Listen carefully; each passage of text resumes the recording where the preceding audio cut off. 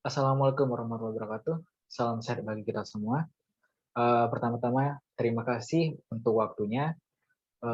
Di sini kami dari kelompok 7 Ekonomi Produksi ingin menampilkan hasil diskusi kami tentang kurva biaya jangka pendek dan jangka panjang. Sebelum itu, izinkan saya memperkenalkan anggota tim saya. Yang pertama ada Kristania Mandagi, yang kedua Dani Ketur Anakumala, dan saya sendiri Irfan Ardiansyah. Nah, untuk materi pertama akan dibawakan oleh saudara Niketur Anakumala. Kepada saudara Rana, dipersilakan. Pendek. Biaya produksi jangka pendek adalah biaya yang menunjukkan sebagian faktor produksi bersifat tetap dan jumlahnya cenderung tidak bisa berubah. Dari pengertian ini, maka biaya produksi jangka pendek dapat digambarkan dengan grafik di bawah ini. Kita bisa lihat contoh grafik biaya produksi jangka panjang.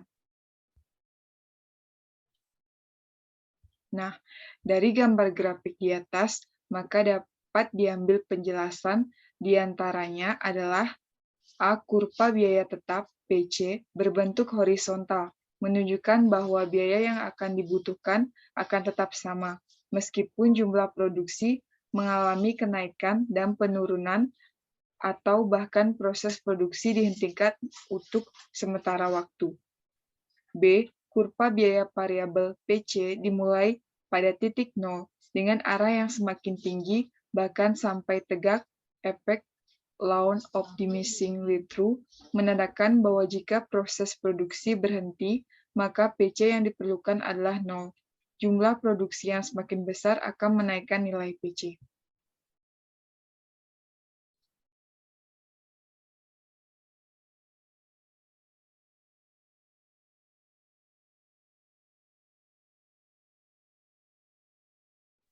Biaya produksi jangka panjang. Biaya produksi jangka panjang adalah biaya yang menunjukkan semua faktor produksi dapat mengalami perubahan. Biaya yang dikeluarkan perusahaan dalam melakukan kegiatan produksi bersifat variabel. Contohnya adalah upah dalam jangka panjang, upah tidak lagi bersifat tetap, namun akan mengalami kenaikan yang disebabkan oleh inflasi. Dalam produksi jangka panjang, perusahaan akan memilih produksi dengan memilih kapasitas produksinya untuk mencapai biaya produksi yang maksimum. Next.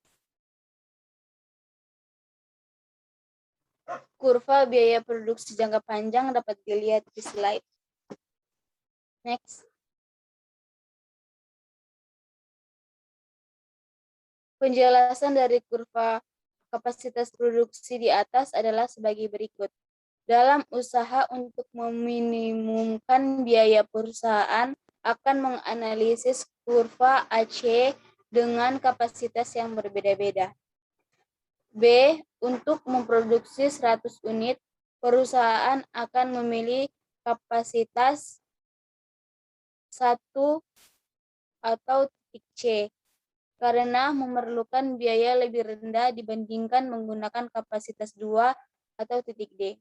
Perusahaan tetap akan menggunakan kapasitas 1 sampai di angka produksi 130, dan jika melewatinya dengan tetap berada di kapasitas 1, biaya produksi yang akan dikeluarkan oleh perusahaan lebih tinggi. C. Jika ingin menaikkan produksinya melewati angka 130, maka perusahaan akan memilih kapasitas 2. Perhatikan angka produksi 160. Biaya yang diperlukan kapasitas 2 untuk memproduksi 160, output lebih rendah dibandingkan kapasitas 1. D. Batas maksimal menggunakan kapasitas 2 adalah di angka 240 unit produksi. Jika ingin melebihinya, perusahaan akan memilih kapasitas 3. Perhatikan jumlah produksi 275 unit.